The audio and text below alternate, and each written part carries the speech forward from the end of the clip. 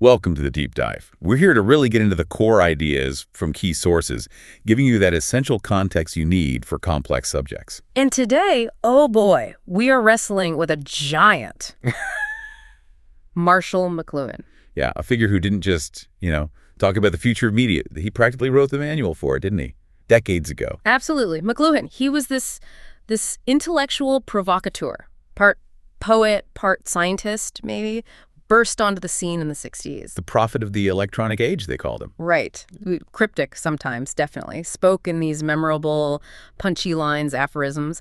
But underneath all that, the insight was just, profoundly structural about how things work. And the paradox, the reason we're really digging into him now is pretty stark. McLuhan died in 1980. He never saw the World Wide Web, never held a smartphone, never got stuck in an algorithm's feedback loop. Never doom-scrolled. Exactly. Yet his big books, Gutenberg Galaxy from 62, Understanding Media from 64, you read them now and they feel more relevant for analyzing, say, TikTok or VR than almost anything written today. It's uncanny, isn't it? He laid out the rules of the game before the players, before the field even really existed. His work isn't just history. It's a toolkit. You can plug it right into this chaotic digital world we're all navigating. So that's our mission today.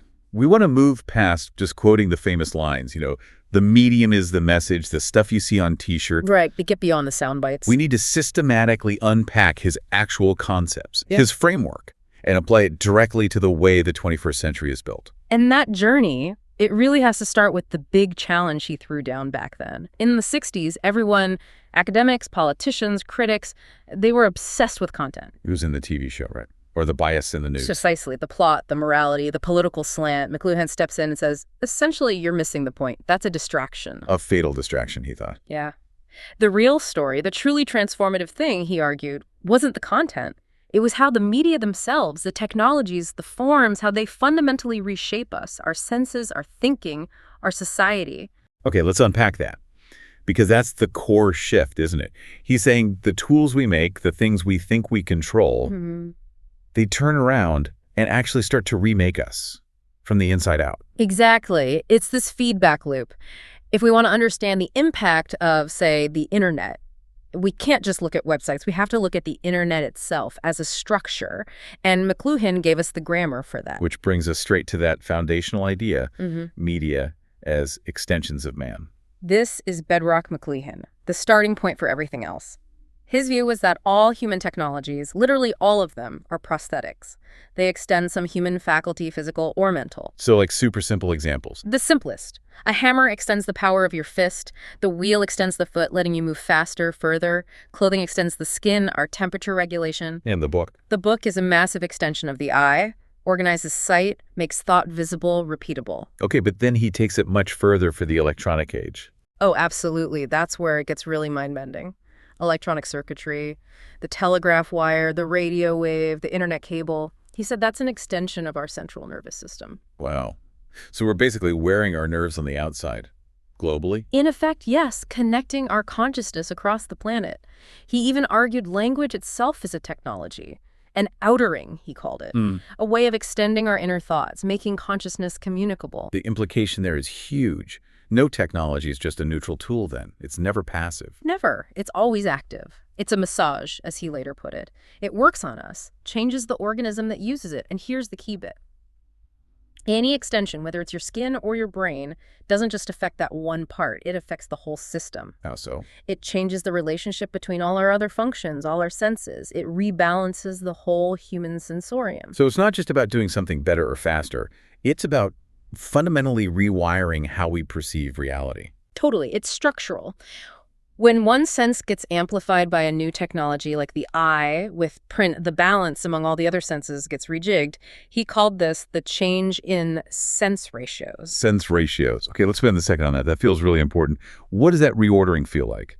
Think about a purely oral, pre-literate culture. Sure. Tribal society. Hearing is dominant. Sound is everywhere. It's immersive. You can't shut it off easily. It surrounds you. Acoustic space, he called it. Exactly. Acoustic space. It demands you pay attention to everything at once. It's holistic, emotional, collective. You're involved. Then boom, the phonetic alphabet arrives, and later the printing press supercharges it. And the I takes over. The I becomes king. Suddenly, knowledge is visual, linear, sequential. You follow letters one by one, lines one by one. Sight becomes isolated, detached. And the other senses, hearing, touch. They get pushed to the background. The ratio shifts dramatically. And this, McLuhan argued, creates a typographic man, someone who thinks logically, sequentially, privately. Reading is a solitary act. It fosters individualism, specialization. Whereas today, with electronic media, screens, sounds, maybe even haptic feedback. Right. It's trying to bring those other senses back into the mix. It's creating a new sensory environment, much more like that immersive, all-at-once acoustic space. But it's intense, often overwhelming, a new, maybe confusing sense ratio. That makes a lot of sense. But he also had a warning attached to this extension idea, didn't he? The amputation corollary. Ah, yes. The dark side. For every extension, there's an amputation. When we rely heavily on a technology to extend a faculty, We lose the original ability. we let it atrophy. We outsource it. Think about memory. We outsource it to our phones, to the cloud. Do we remember phone numbers anymore? Barely. Or navigation. I mean, I use GPS constantly. I feel like my own sense of direction is just withered. That's the amputation. The convenience comes at the cost of the original, unaided human faculty. We extend, but we also cut something off. And this whole process, this shifting of senses and extensions, leads into his big picture view of history, which wasn't about progress, was it? Not linear progress, no, more cyclical. A pattern of shifting sensory dominance driven by the prevailing media technology. Okay, so we start with the tribal age. Acoustic, immersive, collective. The ear rules. Then the big break. The literate age, massively kicked into gear by Gutenberg's printing press around the 15th century. This shatters the acoustic world. The I takes over. Welcome to the Gutenberg galaxy. And the effects of print were just enormous. Revolutionary. Print is uniform, repeatable, linear. It trains the brain in sequential logic. As we said, it fosters individualism, reading alone, specialization, breaking knowledge into subjects, even nationalism, creating standardized languages and shared texts across large areas.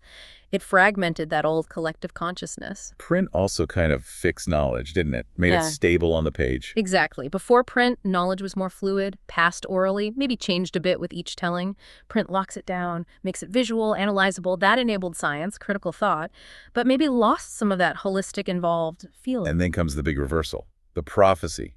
The electronic age. Right. This is where he saw things flipping back. Telegraph, radio, TV, and then implicitly, the internet. These technologies start to dismantle that visual, linear world of print. They initiate what he called retribalization. Bringing back the tribe, but on a global scale. Which leads us to his most famous phrase, maybe after the other one, the global village, coined way back in 1962. Incredible. And what did he mean by that? He saw electronic media abolishing time and space. Information moving at the speed of light connects everyone, everywhere, instantly, like a village where everyone knows everyone else's business. A global embrace, he called it. Yeah. Characterized by all-at-onceness. Yes. That feeling that everything is happening now simultaneously, structurally it echoes that immersive acoustic environment of the original tribe. The world feels small and immediate again. But he wasn't just painting a rosy picture of global unity, was he? Not at all. He was deeply ambivalent. He saw the potential for connection, yes, but he also saw that this intense, instant involvement, this all-at-onceness, would inevitably lead to more friction, more conflict, more disagreement, loss of privacy, too. Because everyone is suddenly in everyone else's face, electronically speaking. Exactly. When previously separated groups are thrust together instantly, the potential for clashes, for tribalism, amplified tribalism goes way up. The global drumbeat can be powerful, but it amplifies discord just as easily as harmony. So it's fascinating. He sees history moving in cycles. The electronic age isn't just forward progress, it's a retrieval of that older acoustic tribal way of being, just wrapped in new tech. We're becoming technologically advanced, but psychically, maybe more tribal, more involved, more reactive, more volatile, like the old tribe, but now planet-sized. And that intense involvement, that retrieval of the tribe, that's why he insisted we have to look beyond the content. Precisely. The content is just what the new global tribe is talking about. The real action is the formation of that tribe, the rewiring of our senses by the electronic environment itself. Which set this up perfectly, for his most famous, maybe most misunderstood idea, the medium is the message. This is it, the radical core of his whole argument. If the real impact of technology is structural, environmental, then the message isn't the information being sent. no. The message is the change in scale or pace or pattern that the new medium introduces into human life. It's the social and personal consequences of the technology itself. We get so easily sidetracked by the story, the data, the opinions, the content. McLuhan had the great analogy. The burglar analogy. Content is the juicy piece of meat carried by the burglar to distract the watchdog of the mind. Right. We're like the watchdog growling at the meat, the plot, the bias. And meanwhile, the burglar, the medium, is silently restructuring the whole house, our psychic and social house. We miss the break-in because we're focused on the distraction. Can you give a concrete example, like the assembly line? Perfect example. Industrial Revolution. What was the real message of the factory? Was it the specific product coming off the line at the cornflakes or the Cadillacs? McLuhan would say no. He'd say the message was the assembly line itself, that new system, that new pattern of human association, specialized, repetitive labor, urbanization, clock time dominating life, the relationship between worker and machine.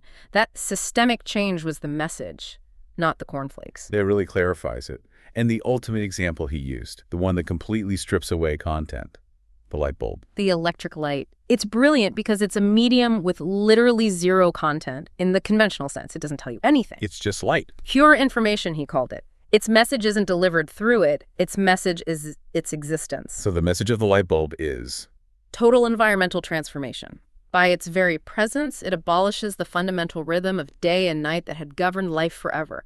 It creates the 2047 world. Enabling night shifts, brightly lit cities, late-night entertainment, completely new patterns of living. Exactly. The condition it creates, the environment it enables, that is the message. It changed the scale and pace of everything. Wow. Okay. So the message isn't in the medium. The message is the change the medium causes. You got it. And that deep structural impact, that's why he later played with the phrase, co-authoring a book called The Medium is the Massage. The massage, emphasizing the physical neurological impact. Yes. The idea that media aren't just abstract channels. They actively work us over. They massage our senses, repattern our perceptions, often below the level of conscious awareness. It sounds like a prediction of neuroplasticity, almost. The idea that our brains physically change in response to our environment, including our tech environment. It really does, doesn't it? Decades ahead of the neuroscience. Think about today. The constant engagement with, say, a smartphone feed. The endless scrolling, the pings, the notifications. That's a sensory massage, isn't it? Definitely feels like it sometimes. Yeah. It's designed to keep us hooked, maybe optimizing dopamine hits. And it rewards a certain kind of attention, rapid scanning, jumping from thing to thing, breadth over depth. And the message of that massage is? The message is a brain that's being rewired for that kind of interaction, maybe making it harder to focus deeply on a long book or a complex argument. The medium demands adaptation, and our nervous system obliges. That's the massage. That's the message. Even if the content we're consuming seems harmless or even useful. Right. And often, that content is just another medium in disguise. This was another key insight. The nested media idea. What's that? The content of any new medium is usually an older medium. Think about it. The content of writing is speech. The content of print is the written word. The content of a movie is often a novel or a play. So like when TV first came out, a lot of its content was just radio shows with cameras pointed at them. Mm-hmm. Exactly. Or filmed plays. The new medium swallows the old one and makes it its content. And often, by doing so, it turns that older form into an art form. People started appreciating radio drama more once TV took over the mass audience. So the old medium doesn't disappear, it just gets reframed. Reframed, yeah. Putting quotation marks almost. Yeah. And because these media become our environment, the air we breathe, their real effects are hard to see, like the fish in water. The fish doesn't know it's wet. Precisely. It can't analyze the environment that defines its very existence. Yeah. Which leads to his warning about rear-view mirror thinking. Ah, yes. The idea that we're always looking ahead through the windshield, but using the assumptions of the past. The rearview mirror. We consistently misunderstand the present because we're applying the logic of the previous era's dominant medium. When TV was new, people called it radio with pictures, totally missing its unique visual grammar and impact. And when the internet arrived? We initially saw it as like a big electronic library or newspaper. static information retrieval. We were completely unprepared for its real message. Interactivity, instantaneous global connection, the always-on culture. We saw the content, text, images, through the old lens, missing the structural revolution. That inability to see the present clearly because we're stuck in the past. That's his central caution to us. Absolutely. And to help us actually see the present environment, he developed some specific tools, some analytical probes. Okay, let's get into that toolkit, starting with the one that seems to cause the most debate. Hot and cool media. Right. And it's crucial to remember this wasn't meant as a rigid, fixed classification. McLuhan called it a probe, a way of asking questions about a medium. Based on two main things. Two main criteria. First, definition: how much sensory data does it provide? Is it detailed or abstract? Second, audience participation. How much work does the audience have to do to make sense of it? Okay, let's start with hot media. What defines them? Think high definition. Hot media are rich in data. They saturate a single sense, usually vision or sound, very intensely. They provide a lot of information. Like a photograph versus a cartoon. Exactly. A photograph is high definition, visually dense. A cartoon is low definition, requires you to fill in details. Because hot media give you so much data, they tend to require low participation from the audience. You just kind of absorb it passively. Pretty much. Think of print or radio filling the auditory channel, or a movie in a dark theater filling the visual channel. They don't leave much to the imagination. McLuhan argued these hot, intense experiences tend to foster specialization and detachment in the user. You're observing, not really doing. Okay, so then cool media are the opposite. Right. Low definition. Data poor. They offer an abstract or incomplete sensory package, like that cartoon example, or speech itself. You have to interpret tone, context, or the telephone. No visual cues. And because they're incomplete, they demand high participation. The audience has to actively work to fill in the gaps, connect the dots, project meaning onto the abstract form. His classic and controversial example was early television. 1960s TV. Why was that cool? Because the image resolution was so poor. It was this fuzzy, mosaic-like screen. McLuhan argued your brain had to constantly work just to assemble a coherent image from these flickering dots. That active involvement made it cool. So the key question to ask with any medium is, how much work is it making me do cognitively and sensorially? That's the diagnostic value of the probe. Not is it literally hot or cold, but how much does it demand from me? But, and this is a big but, it gets complicated with modern digital media. Massively complicated. Take a smartphone. Is it hot or cool? That's what I struggle with. I mean, scrolling through TikTok feels intense, emotionally engaging, and it sounds hot, right? But the videos are short, fragmented. Exactly. The emotional involvement might feel hot, but look at the data density. A short, decontextualized clip. Very low definition. The platform itself, the endless scroll, the interface is profoundly cool. It's fragmented, incomplete, and demands constant user input. Scrolling, clicking, interpreting, linking things together in your head. But within that cool platform, I can watch a super high-definition 4K movie. That's a passive hot experience. Precisely. That's the modern media environment. It's like a Russian doll. The overall container, the phone, the app, the feed is often cool, demanding participation and involvement. But the content nested inside it can be extremely hot. High-res movie, a detailed photo gallery, encouraging passive consumption. So we're constantly switching between modes. Active participant 1 second, passive observer the next. All the time. Within the same device, sometimes within the same app. Think about video games. Incredibly high-definition graphics, hot, but requiring total player interaction and decision-making, cool. This tension between hot and cool within the same experience is what makes our current media environment so uniquely demanding and maybe disorienting. Okay, that clarifies the hot-cool complexity a lot. It's about the interplay. Now, to handle this kind of complexity, McLuhan developed a more structured framework later on, right? The tetrad. Yes, the tetrad of media effects. He developed this with his son, Eric, partly to answer critics who said his earlier work was just catchy phrases without a system. The tetrad is his attempt at a more rigorous, simultaneous analysis. A 4-part framework. 4 laws or effects that McLuhan believed happened concurrently with any new technology. It forces you to see the contradictions. Okay, what are the 4 parts? First is enhancement. What does the medium amplify, intensify, or make possible? What human ability does it extend? Pretty straightforward. Second. Obsolescence. What older way of doing things, what older medium or service does the new one push aside or make less important? What does it displace? Third one. Retrieval. This is key for his cyclical view. What older, previously obsolete pattern, service, or medium does the new technology bring back, maybe in a new form? What does it retrieve from the past? And the last one sounds like a warning. It is. Reversal or flip. When the medium is pushed to its extreme, what does it reverse into?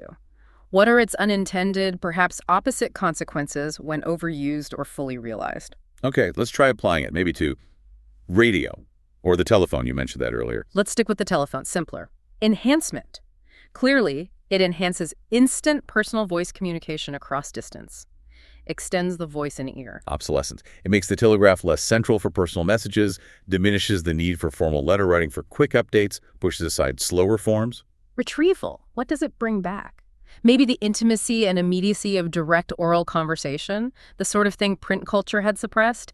It retrieves the power of the spoken word in a way. Okay, and the reversal. When the telephone is pushed to its extreme, It reverses into constant intrusion, unwanted availability, the tyranny of the ringing phone, loss of privacy. The connection flips into a kind of demand. got it. Yeah. So the tetrad gives you this multi-dimensional snapshot. What it does, what it kills, what it revives, and how it might backfire. Exactly. It's a way to map the complex, often contradictory impact of any technology, not just media. Okay, with these tools now laid out, extensions, sense ratios, hot-cool dynamics, and the tetrad, I think we're ready. Let's tackle the big one. McLuhan in the digital age. Right. The ultimate test case for his theories, the internet. As we touched on, it's the definitive arrival of that extended electronic nervous system he predicted. The global embrace fully realized. Or perhaps the global entanglement. It really functions like a technological simulation of consciousness spread across the planet. We don't just use the internet anymore, we inhabit it. Our reliance is almost total. Memory, social life, navigation, work, it's all mediated. It confirms his core idea. The technology isn't just a tool, it is the environment, the new water we swim in. And applying the hot, cool idea to this environment, you argued social media platforms are fundamentally cool. Structurally, yes. Think about the form of the feed. Twitter's old character limits, Instagram squares, TikTok short bursts. It's all low-definition content, fragmented snippets. Data-poor morsels, as you put it. Exactly. They rely heavily on the user having the cultural context, the shorthand, to make sense of it all instantly. You have to connect the dots. Which means high participation is required. Constant participation. You're scrolling, clicking, liking, commenting, sharing, interpreting. You're actively co-creating your experience the feed. You're not a passive couch potato. You're a collaborator, maybe even a performer. So the structural message of social media isn't in any single post. It's in the architecture. The endless scroll, the instant feedback. Precisely. That architecture encourages and rewards certain behaviors. Quick takes, emotional reactions, performative communication. It structurally favors breadth scanning over deep, focused engagement. That is the message reshaping our habits. But there's a piece McLuhan couldn't have seen, right? The dynamic code, the algorithm. The ghost in the machine. This is crucial. The algorithm isn't content. It's not even static architecture like a printing press. It's a dynamic, invisible force within the medium itself. It's deciding what you see. So if the medium is the message, what's the message of the algorithm, structurally speaking? The message is personalization, optimization, engagement, above all, relentless engagement. The algorithm's goal, programmed by its creators, is to learn you, predict you, and feed you exactly what will keep your eyeballs glued the longest, usually for commercial reasons. That sounds less like communication and more like behavioral engineering. It's definitely leaning that way. It's an economic message delivered via code. And what does it favor? What keeps us scrolling? Often novelty, emotional spikes, outrage, conflict. It manipulates our sense ratios by design, amplifying the immediate, the visual, the emotional, while potentially starving the rational, sequential part of our brain. And the big environmental effect we see from this. Filter bubbles, echo chambers. McLuhan's framework helps us see these aren't just accidents or bad luck. They are the predictable environmental outcomes of a medium structured around algorithmic personalization. If the medium's job is to give you more of what you already like, it inevitably walls off difference, eliminates serendipity, reinforces bias, its environmental conditioning. Which brings us right back to that global village paradox. The tech connects everyone globally. But the experience it delivers often leads to intense new forms of tribalism. Hyperfragmentation. Not one village, but millions of tiny echo chamber villages, often yelling at each other. That's what it feels like, doesn't it? McLuhan's ambivalence here seems incredibly prescient, that all-at-onceness throws everyone together electronically, but the algorithmic sorting puts us into these hyper-specific digital micro-tribes. The friction is immense because these tribes are now instantly aware of each other, often in antagonistic ways. Digital retribalization is happening, but it's messy and conflicted. And it creates that weird hot-cool tension again. We're highly involved, participating in the cool platform, posting, scrolling, while often passively absorbing very hot, emotionally charged, high-definition tribal propaganda or outrage feel within that platform. So we're both active, cool participants and passive, hot consumers, sometimes simultaneously. It's a confusing mix. The environment demands constant interaction. Cool. But the content often encourages uncritical emotional absorption. Hot. It keeps us perpetually agitated, perhaps. Okay, this feels like the moment to really put the tetrad through his paces. Let's apply it to the absolute center of the digital experience for most people, the smartphone. The ultimate prosthetic. Let's do it. Enhancement. What does it amplify? Connectivity, obviously. Instant communication. Access to literally all human knowledge. It extends our memory, our senses, our reach, our central nervous system made portable. Cognitive superpowers, almost. Obsolescence. What does it push aside? Dedicated devices, for sure. Clocks, cameras, maps, calculators, landlines. But maybe more profoundly, it obsolesces. Yeah. Boredom, unscheduled time, focus, single-task attention, the ability to just be without stimulus. That feels right. The practice of uninterrupted focus is definitely endangered. Okay, retrieval. What older pattern does it bring back? Maybe the nomadic self. Always connected, never tied to one place. Constant movement. Also, perhaps the village gossip dynamic. Perpetual social awareness, social monitoring, performance of self. But now scaled up massively. The global village's nosy neighbors are now in your pocket. Something like that. And finally, the big one, reversal. When the smartphone and constant connectivity is pushed to its extreme limit. The promise was total connection. It reverses into total isolation, cognitive fragmentation, a detachment from the physical world, from face-to-face interaction. The tool designed to connect us ends up potentially isolating us in our personalized digital bubbles. Always connected, yet profoundly alone. Wow. The tetrad really exposes the contradictions packed into that little device. It liberates and it traps simultaneously. That's its power as an analytical tool. It forces you to see the whole picture, the pluses and the minuses, the intended and unintended, all at once. Okay, let's shift focus slightly now to the political realm. McLuhan often got dinged for ignoring politics, but his ideas seem incredibly relevant to how power works today. They are explosive politically.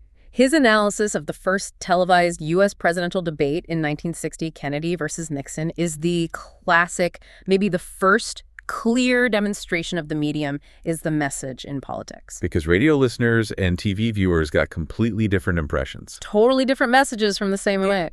Radio is a hot medium, focusing attention on the spoken word, the arguments, the logic. Radio listeners generally thought Nixon won. He sounded more experienced. His arguments were denser. So on TV? TV back then was cool. Low-res image demanded viewer involvement to complete the picture. Kennedy looked cool, calm, telegetic. He had a relaxed vibe that worked for the camera. Nixon looked sweaty, uncomfortable, shifty under the lights. Visually, he clashed with the medium. TV viewers overwhelmingly thought Kennedy won. So the message wasn't policy, it was image. Suitability for the medium's demands. It was the candidate's fit with the grammar of the technology. And that's arguably truer than ever today. Political success depends heavily on mastering the specific language of Twitter, of TikTok, of the viral video clip. Substance often takes a backseat to memeability, visual impact, emotional resonance. It leads to performance politics. Absolutely. If the dominant media are cool, demanding participation, emotion, tribal belonging, then politics will inevitably favor personality, performance, and triggering emotional responses over detailed, rational policy debate. The medium shapes the style of politics that succeeds. And the structure of the digital feed itself has political consequences. You mentioned the Great Flattening. Yes, this builds on critiques others like Neil Postman made about television, but it's intensified online. Think about scrolling your feed. A picture of your friend's cat, an ad, news of a distant war, a recipe, a political attack meme. They all look the same. Same size box, same format. Exactly. They occupy the same space, presented on the same hierarchical level. The form of the feed implies that all these items are of fundamentally equal importance. It flattens reality. Stripping serious events of their weight. Making everything just content. It leads toward a kind of structural trivialization. How can you sustain serious engagement with a complex issue when it's sandwiched between trivialities and designed to be scrolled past in seconds? The architecture makes deep political reflection difficult. It encourages reaction, not contemplation. Cynicism can easily follow. Now, we have to address the big critique, technological determinism. That McLuhan saw technology as this unstoppable force and ignored things like who owns the media, the political economy, the ideologies, and the content. It's a valid and important critique, and McLuhan definitely downplayed human agency and economic structure sometimes. He could make technology sound like an autonomous force shaping us whether we liked it or not. But is there a counter-argument, a more nuanced way to read him? I think so. You could argue he didn't ignore ideology, he just located it at a deeper level. Not in the content, but in the inherent bias of the medium structure itself. What does that mean, a medium's bias? Well, as we discussed, print has a structural bias. It favors linearity, sequential logic, detachment, individualism. These aren't politically neutral qualities, are they? They align pretty well with Enlightenment values, with capitalism, with certain forms of rational argument. Print biased culture in that direction. And today's digital media? Social media. What's their inherent bias? Speed, immediacy, fragmentation, emotional intensity, conflict. These structural biases favor certain kinds of communication, reactive, tribal, often outraged. The ideology isn't just in the messages people post. It's baked into the platform's design that rewards those kinds of messages. The architecture itself has an ideological tilt. And we should probably also acknowledge his Cold War context, right? His narrative wasn't entirely neutral geopolitically. That's fair. His framework saw history progressing towards this electric global village driven by electronic technology. Implicitly, that positioned the technologically advanced West, particularly North America, as the leading edge of history. He saw technologically mastery, especially in communications, as key. Yes. He sometimes contrasted the open, fast communication networks of the West with a slower, more closed systems of, say, the Soviet Union. So his theories, perhaps unintentionally, carried an undercurrent that aligned with Western technological and cultural confidence during that era. Okay, so wrapping this deep dive up, McLuhan's relevance really does seem undeniable, maybe even more urgent now. I think so. He gave us a map, or at least a way to make maps, for navigating these complex media environments. He forced us, and still forces us, to look past the distracting content and examine the structure, the environment itself, the water we're swimming in. And with AI, immersive VR, deepfakes, the environment is only going to get weirder, more complex, more intimate. Understanding the psychic and social impact before we're completely submerged feels critical. He taught us how to ask the right questions about technology's effects on us. That's the enduring legacy. So let's end with that final provocative thought, looping back to the tetrad's law of reversal. This feels like the sharpest edge of his warning for our time. Consider the ultimate promise of the digital age. Total connection, infinite information, personalized streams catering to your every whim and interest, global access in your pocket. The dream, right? The dream. But what happens when that drive for total, seamless, algorithmic personalization is pushed to its absolute extreme? The medium reverses. How so? The dream of seeing and connecting with the entire world flips into the potential reality of seeing only a perfectly curated, friction-free, ultimately isolating reflection of yourself. Total personalization, paradoxically, can reverse into total isolation within that personalized bubble. You're connected to everything, but only experience a version tailored solely for you, walling you off from the messy, challenging other. Exactly. The global village potentially shrinks down to a village of one, served by algorithms. So the question we leave you with is this. Take a hard look at your own digital environment. Is your global village truly a window onto the world, a point of genuine connection? Or, when the medium is pushed, is it becoming more like a small, comfortable, but ultimately isolating echo chamber built just for you? Something to think about next time you pick up that ultimate prosthetic. Thanks for diving deep with us.